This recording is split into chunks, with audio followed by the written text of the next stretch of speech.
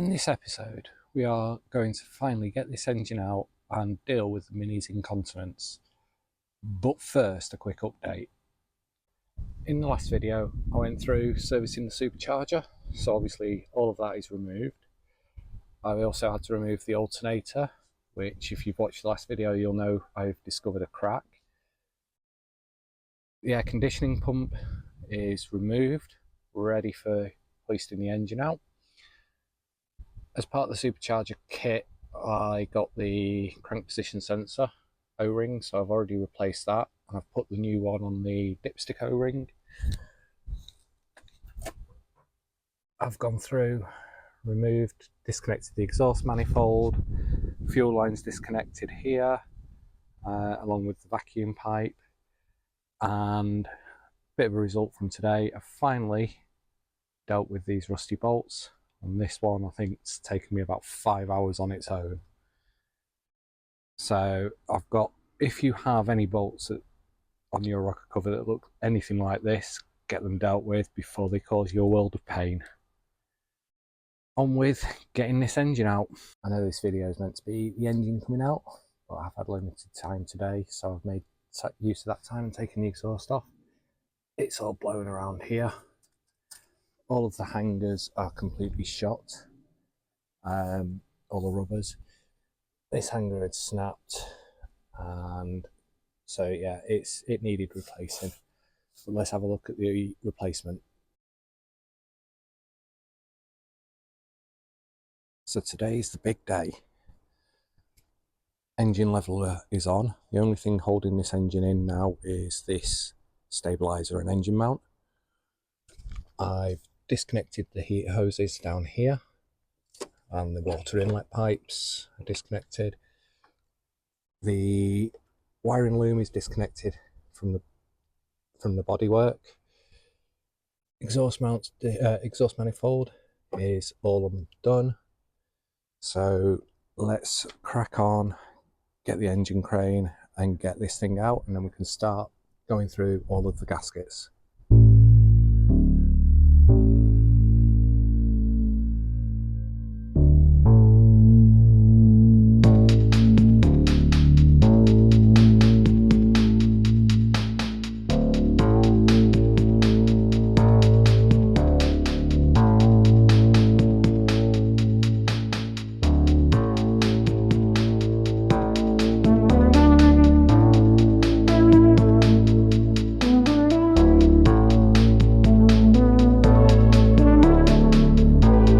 Just like that, the engine's out.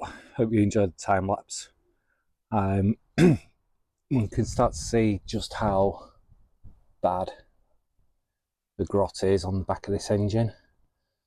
So the plan is next to clean up the back of it, take the filter housing off along with the oil cooler, clean everything up, new seal for that, and then do rear main seal and look to get the clutch and stuff back on.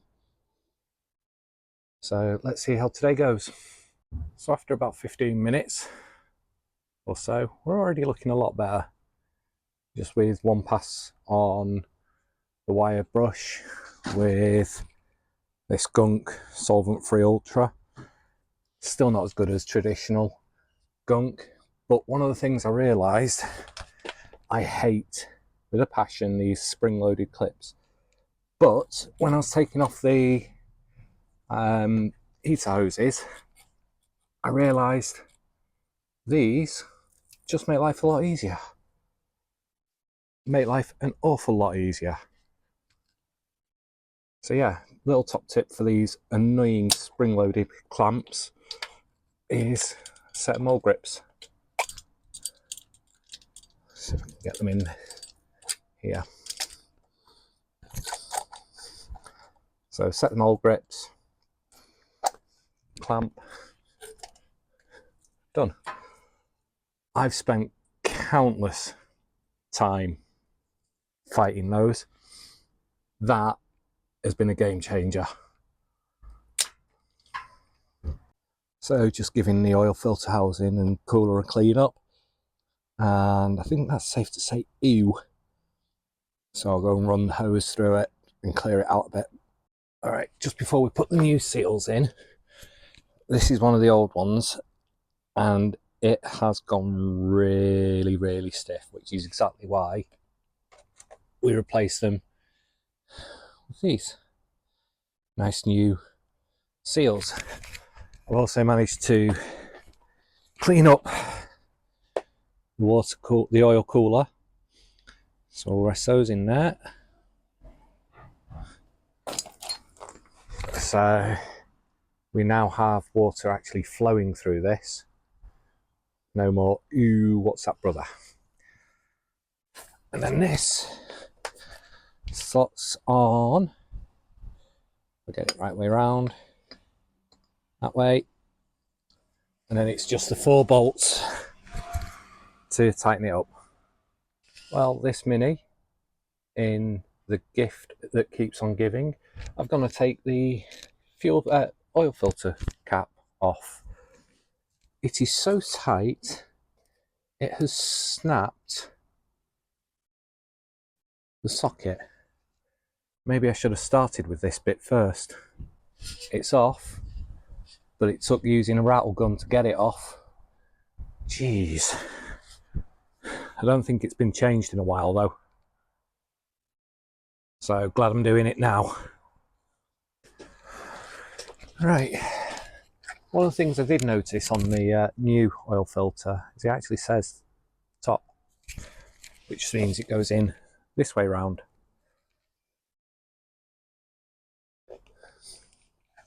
It should, I believe, click into place. But we also put new oil filter on and oil filter O-ring, housing O-ring, and I will not be doing this up anywhere near as tight as what the other one was, as what it was to come off. I believe that should click on. There we go. It does click on. And then it just gets pushed in. I think this is something like 23 foot-pound. I'll double check what the torque is, but it's not a lot. Nowhere near what it was that came off.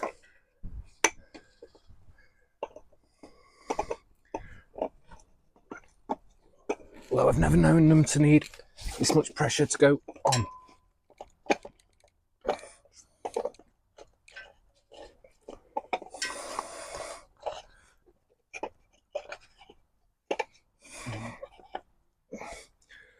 All right, put this down, fight this and get this on. All right, if you were paying attention, you'd have noticed what I didn't do. I didn't put a little bit of oil on the O-ring just to help ease it in. I've done that now. This only needs to be tightened to 18 foot-pound of torque. It's next to nothing. So I've only just nicked it up with the ratchet. So let's get cracking and get on with getting the rear main seal done over here and get the gearbox back on. I did not think that was going to come off.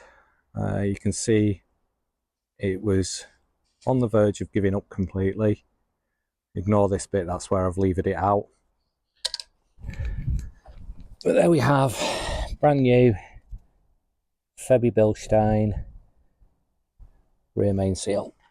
It'd be nice if it was sponsored by them, but it's not. It came in as part of the Leaky Mini kit from Modder Mini. So now I think it's time to get the flywheel on, possibly. Although I'm just debating lifting the engine up and doing the sump. So we'll see which way I go.